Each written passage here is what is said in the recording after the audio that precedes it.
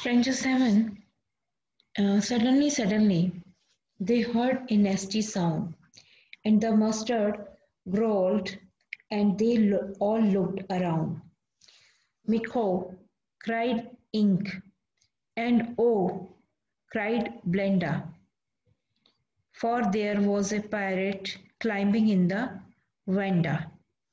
So, while all of them were making fun of the dragon, and all the members are busy to doing some work or making something, so they have heard some unpleasant sound. They heard someone entering the house. When they looked towards the window, they saw a pirate climbing up the wall. The dog barked at him, and the kitten meowed on him. Blenda cried, "Oh," because all of them were scared of the pirate. So they was just making sound of them, and they all know about it that someone is standing, someone is coming inside the house. Try to come inside the house. Pistol in his hand, left hand, and pistol in his right, and he held in his teeth and the cutlass bright. His bread was black, one leg was wood. It was clear that the pirate meant no good. So the writer just explained the appearance of that parrot. That the poet described that he says that the parrot was holding handguns in both the hand and had a little sword too. He was holding his sword with his teeth. He had a black beard and his one leg was made of wood. This means that though the pirate was a disabled person, but still he was frightened all the other characters. Moreover, he intended to harm them. In the stanza nigh Blenda prayed, and she cried, "Help, help!" But Mustard fled with a terrified weep. Ink trickled down to the bottom of the household, and the little mouse blinked tragically, mouse hole. So when all of them saw the pirate, they got frightened. Brenda was so frightened that she turned yellow due to fear and started crying for the help.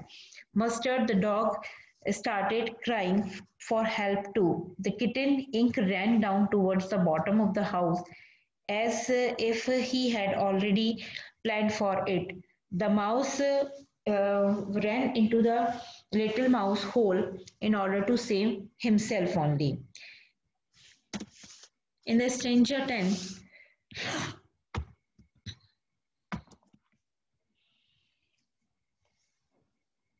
but up jumped Custard, snorting like an engine, clashed his tail like a iron in the Dijon, with the clatter and the clanky and the jangling scream.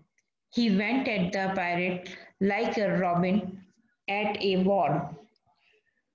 So when all the other animals just move away here and there, even the blender was shouting for the help at that time.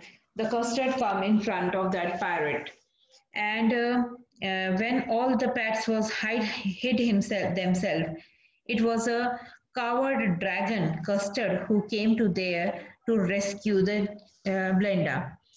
So the dragon did the most unexpected thing. He jumped onto the pirate and made such a strong sound with his nose as if the engine was producing a sound. Not only this, he hit his tail on the ground with a great force that it produced a heavy sound of metal being rubbed against each other in the ground. Presence. He attacked the pirate just like a robin bird and attacked the robin bird attack on the worms. So here the writer has used the simile for that.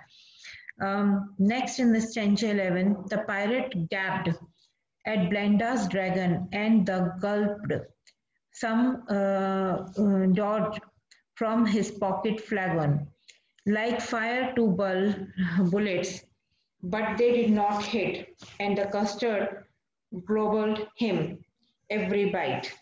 The pirate got so shocked by the dragon's reaction that he opened his mouth wide with shock.